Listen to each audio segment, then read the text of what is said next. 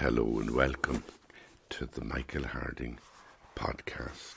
You're fierce welcome. I'm going to do two special things this weekend. One of them is to read a little bit from a book I wrote called What is Beautiful in the Sky. And I have been reading over the past month a few excerpts from it. And I'll finish up with this one. Well, I mightn't finish up with it, but this is what I'm going to read today. I have a memory of Tom McIntyre. Now, Tom McIntyre was a very famous writer, and he was about 22 years older than me, and he was a great influence on me. He was also a mentor, and he was a person who encouraged me and gave me the confidence when I was in my 20s to pursue writing as a way of life, I would say, not as a career. And he had a real sense of writing as something that is a vocation. You know, he connected himself with the bardic tradition, with the ancient storytellers. And I suppose he gave me the context in which I discovered myself as a teller of stories and as a kind of a Shanachie in my own way, you know, to bear witness to my own life through storytelling. And bearing witness to my own life, I suppose, is a way of being conscious as a human being. You know, people bear witness to their life to say, this is my life, this is my story.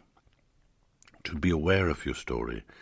And McIntyre was somebody who helped me do that because he did it, and that's the way it works with old people. You know, if you're a senior, you tend to lead other people by example. I know that if you have a child growing up in the house, you want them to follow music, you play a piece of music yourself. If you play an instrument, they'll play an instrument. If you live in a certain way, they will live in a certain way. It's really remarkable what we hand on to children. And what we hand on to people who are taking us as mentors as well. And that was the way with me and McIntyre. Anyway, he died just before the whole COVID lockdown happened. And so he was fortunate in one sense, or his people were, because they could have a funeral. So I'll read you this. It's from the book, What is Beautiful in the Sky. It's a meditation on what is beautiful in the time of COVID. I have a memory of Tom McIntyre in his 40s, his long ivory fingers adorned with turquoise and ebony stones on elegant rings, holding a glass of wine, his white hair flowing down to his shoulders to the wild colours of his knitted jumper. A fish in the oven, a knock on the door, another guest, another night of conversation. He was a poet. His words were doorways into heaven. He could make the invisible visible. He wasn't an alienated soul. He was a native Gaelic poet, even if he wrote mostly in English. He was a shaman, a lightning rod, a ghost from the first day we met. He sang all the ballads at street corners on fair days in my imagination, and on a long bench at the foot of every corpse in the wake-house of my soul. He keened. He kept alive the flame of my heart's sovereignty. He turned dinner conversations into ructions. He followed the caravans of love wherever they went, and his dinner parties were high-octane events. He demanded and commanded attention. He wasn't everyone's cup of tea, but for me he was a light, and I needed to give him so much attention that I forgot myself. He was like the kestrel hovering over the cliff, the blackbird in the garden. I looked out the window to see him and for an instant I forgot who I was or even that I existed. A person can draw you out of yourself. When you are focused on them, you forget everything else. That's one of the biggest pieces of wisdom I ever learned. If you get that idea, then heaven is instantly available. You don't even have to wait. It's here now. There was a time in West Cavan when people firmly believed in heaven. They would sing a hymn called Going Home at the door of the church as the coffin was wheeled out into the wind on a trolley along the uneven path of weeds and stones to the graveyard on the hill. Old men at the cemetery gate would joke about what the theological implications might be if a coffin fell off the trolley. The sods clattered on the coffin lid. The diggers continued, and people listened for the blade of the shovel hitting some stone or an ancestor's skull as the grave was finally closed in. But those sounds of shovel in clay and stones on the coffin lid, clattering in the hole below our feet, called us beyond the pale moon of morning. The very sounds, or perhaps the silence between the sounds, implied something deeper in the still air, a sheltering place more true than death, and nobody was embarrassed to believe in it and call it heaven. The universe was limitless in its possibilities back then. I believed in heaven and still do. Anyone who ever sat under the hawthorn on the hills above Loch Allen watching Slieve and Erin turn red at sunset, or listened to bats at evening time come out to feast and clap their wings around the sky above the smoking barbecue. Anyone like that knew well that there was perhaps not another life, but an alternative life, a way of walking more deeply on the earth, as Moriarty would say, that there was a hope at the heart of everything, that there was a beauty in the sky, that you could choose either the poetry of being here or the unbearable anxiety of being here. Nobody would wish for a world where someone might die alone in a hospital ward, where the only way they might be able to say farewell before they were intubated was to wave a last farewell on an iPad, their body taken to the cemetery with grim precautions by undertakers wearing face masks, and antiseptic sprays lying on every car seat, with burials conducted in haste and the grave closed over immediately. And all this being the narrative told over and over in heart-wrenching videos that families were forced to share through the internet so that children far away in America or Australia could share a little in the grief. But yet it was at those same lonely mortuaries and in those isolated graveyards and on those grainy iPad screens that the real and extraordinary story of COVID-19 was played out. Because the love that binds human beings is a force not measured in digital data, nor the quality of a sound system in a graveyard. And the people who died in that time were not alone in their dying. Love is a union, a shared experience that makes us human. And no amount of plastic masks or isolation curtains or locked doors or glass walls can stop love transforming everything and everyone. Whatever splendid heaven may shimmer beneath the surface of the material world is not some place from which humanity can be barred or excluded by any quarantine. They say Young love is an accident. When the time, place, and circumstances are right, people just fall in love. They may plan a weekend together and nothing more, but by Sunday evening they may find that they have been swept off their feet. They proclaim that they are in love and their destiny has been sealed in a single kiss. Of course, it's not accidental. The universe unfolds with a shape and form and necessity all of its own. Love gathers individuals up into a bigger picture and demands that they live out the destiny that was planned for them at the beginning of time. What I learned in the lockdown each evening, as I watched the unfolding of almost 2,000 deaths, was that love still gathers so many into one. Young love is strong, but it's only after many decades that people realize love never dies, and that no matter what color the mountain or how dark the night, we are never alone when we are loved.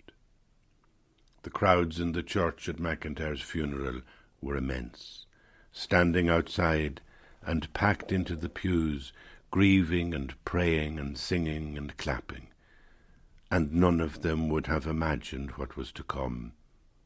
We had time to believe in heaven back then. McIntyre didn't just believe in heaven. He insisted on somehow inhabiting heaven, even if he was only crossing the street. And even the cremation of his material remains couldn't deprive me of the conviction that the light of heaven would forever shine on him.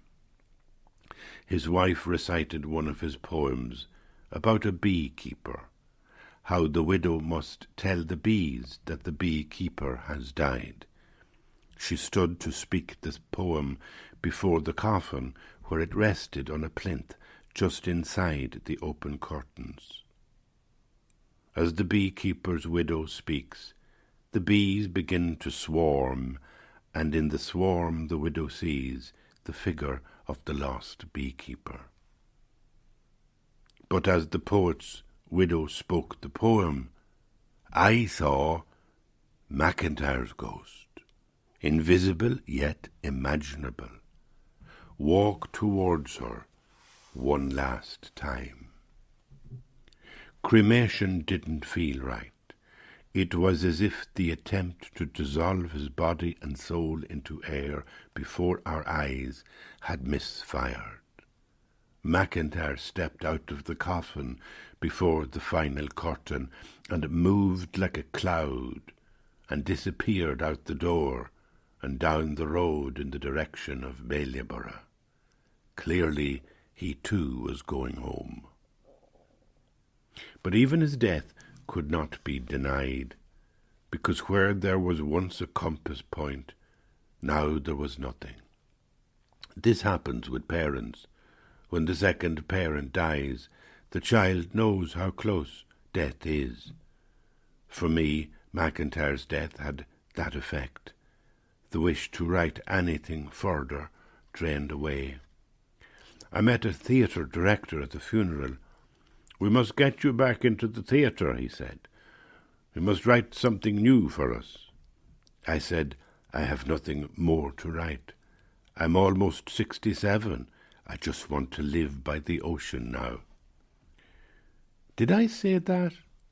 Did I actually say that to a director? I can't quite remember. I don't think so. I think I said, "Yes, sure, we should meet, but I'm not in Dublin very often." That's what I said. I said something bland. I don't think I actually articulated what was in my heart. I'm almost 67 now. I just want to live by the ocean. The Atlantic roars against the rocks for thousands of miles along the Irish coastline. It's been in my ears since I was a child. But now in the lockdown after 70 days, I hear its waves singing all the time in my heart, day and night. I cannot silence it. When I was younger, writing exhilarated me, and even now, when I close the door of my studio and light the stove and sit at my desk, I still get some pleasure, but for shorter periods of time. And there are other things now that make me just as happy, like playing with the cat, watching the magpies having an argument. It's 11:30 a.m. and I am losing my concentration. I put the book down and stoke the fire in the stove. I throw on 6 briquettes. I know it's too much, but I can't resist it. This is summer, but I want a plenitude of heat around me. I sit in the armchair and rock myself a little.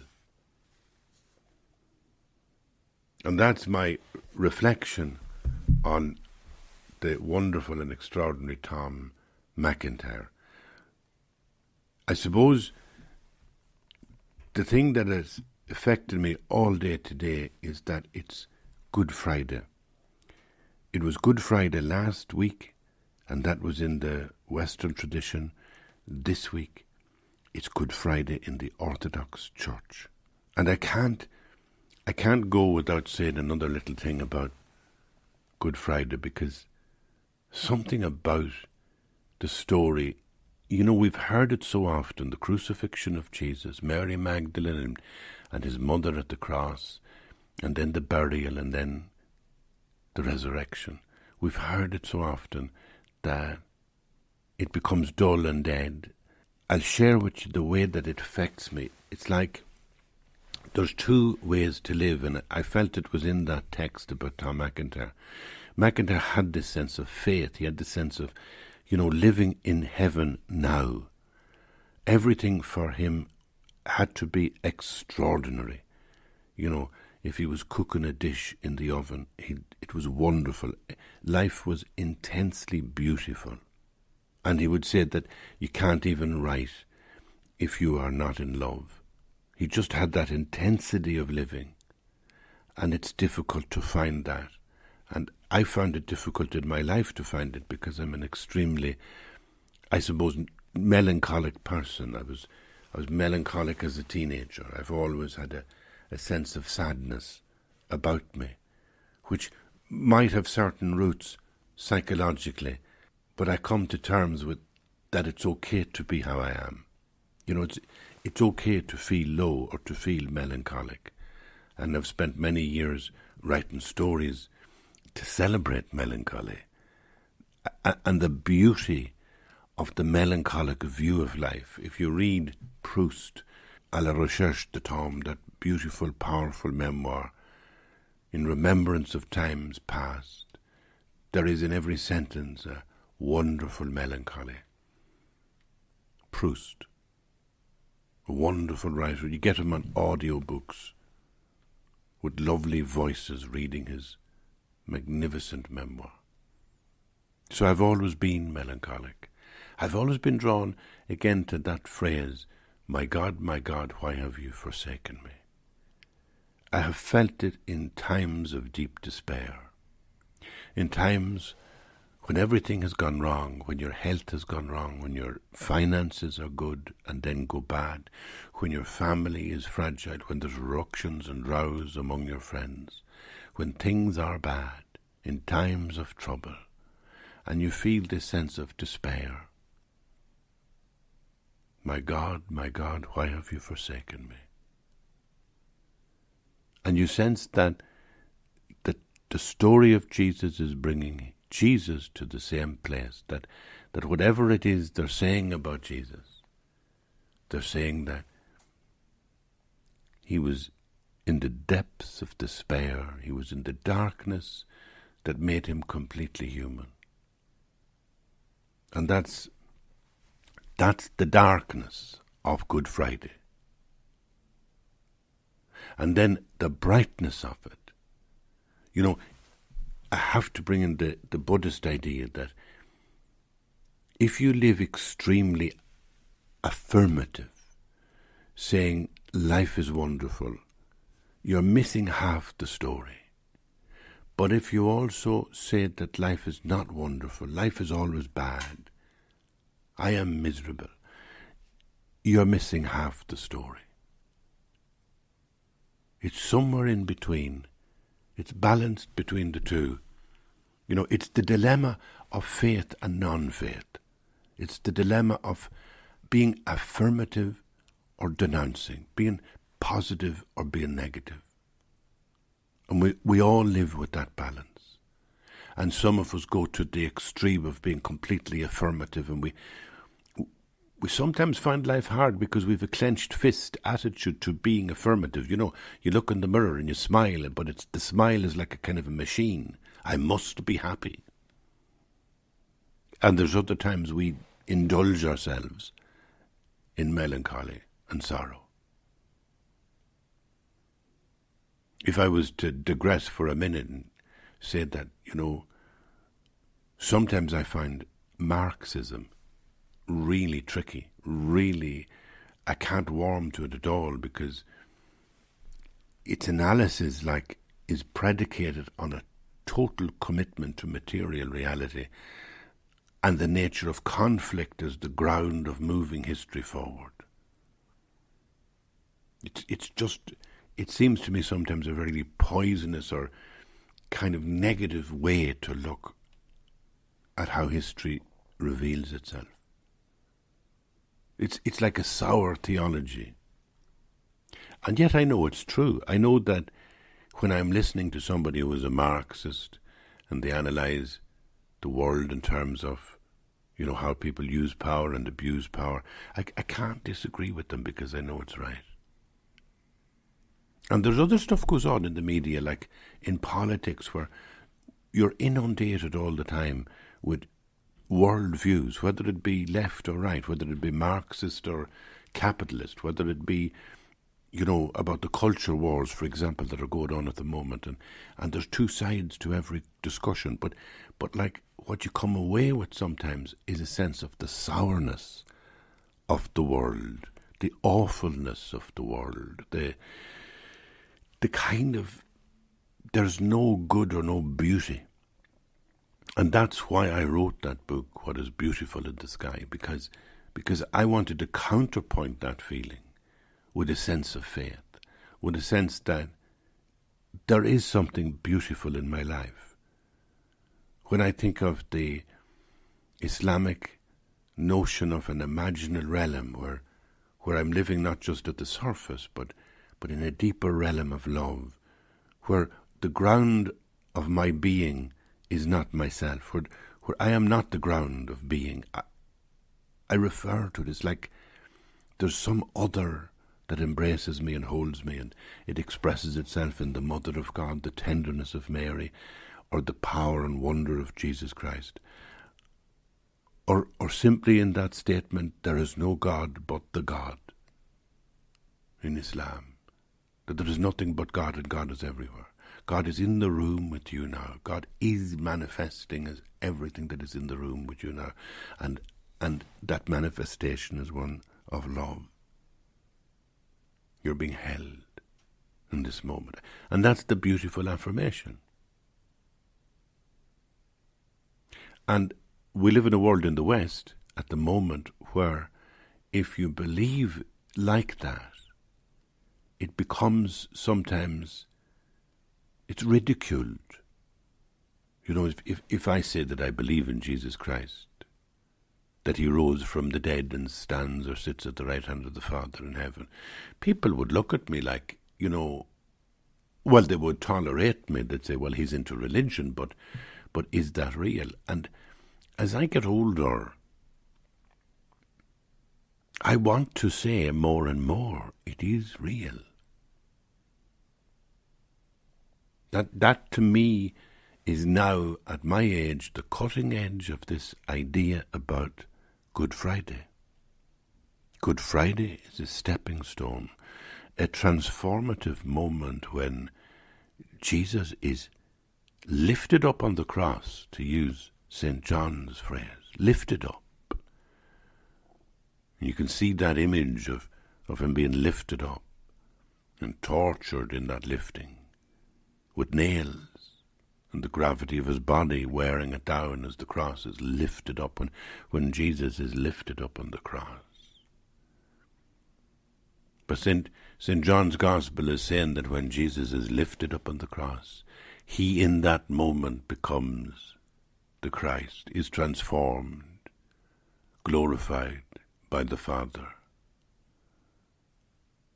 Now, he's already been up the hill in the Transfiguration. If you remember, he went up one of the mountains with a couple of his disciples, and they saw him talking to Elijah and Moses up at the top of a mountain. So he's been up mountains, and we've had stories of mythic engagement with, prophets from the Old Testament.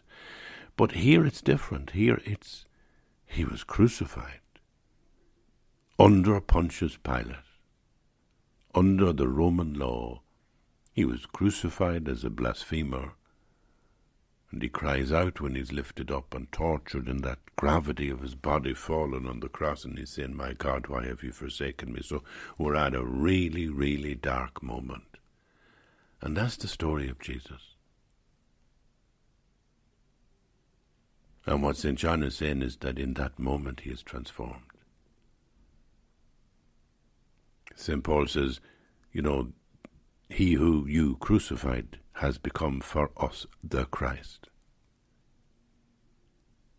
You Romans crucified him, but he has become for us the one. He is for us the one. Why is he the one? Because we saw him bleed. We saw him die. We saw the Son of Man, this great prophet, this Sufi teacher, this man who spoke 3 or 4 languages, whose connection with Mary Magdalene was a sophisticated and fascinating connection. She was a woman from Capernaum or somewhere around there, or Magdalene, possibly, Mary of Magdalene. And in all that, and she stayed so close to him. And we saw him mythically meet Elijah and Moses, mythically go. He could have easily wrote a story that he flew away to heaven, but no, they wrote what happened. The 4 Gospels wrote what happened, that he was crucified, died and was buried. But that he was lifted up in that moment on the cross and became the Christ. It's like a moment of insight when you realize, and here I come back to my own life or your life. I come back to the book, What is Beautiful in the Sky. We had this terrible experience in COVID. We had a darkness that touched everybody, and everybody suffered, and everybody was lonely, and everybody was frightened, and we saw people die. So it was a dark time, and it seems a complete contradiction to think about something beautiful when you're in a dark time. And it's a contradiction even in my life. If I'm having a bad day, and if negative things are creeping in on me, negative things are strangling me like ivy on a tree. So how can I think about something beautiful in that moment? I can't. I can't just jump out of it. And so here's the mystery of the story of the crucifixion, is to kind of begin to experience the beauty from within the suffering. To experience, let's say, my melancholy or my sorrow and sadness and emotional sluggishness. When I begin to experience that as the gift of God, that this too is some journey towards union with God, towards absorption in the complete deity, the Godhead that loves, that is everywhere, that is with us in every situation, including the dark moments. The dark night of the soul. My God, why have you forsaken me? There's another idea in Islam where they talk about gratitude. Gratitude to God.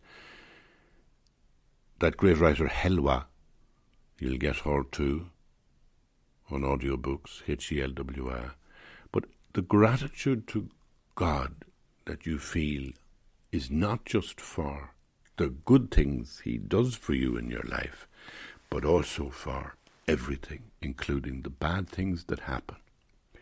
You just have a sense that God wills it.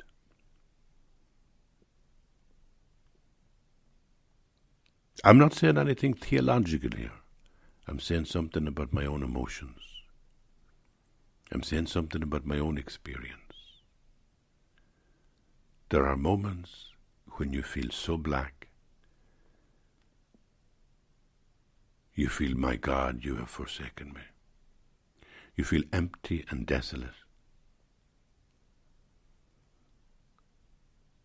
In those moments,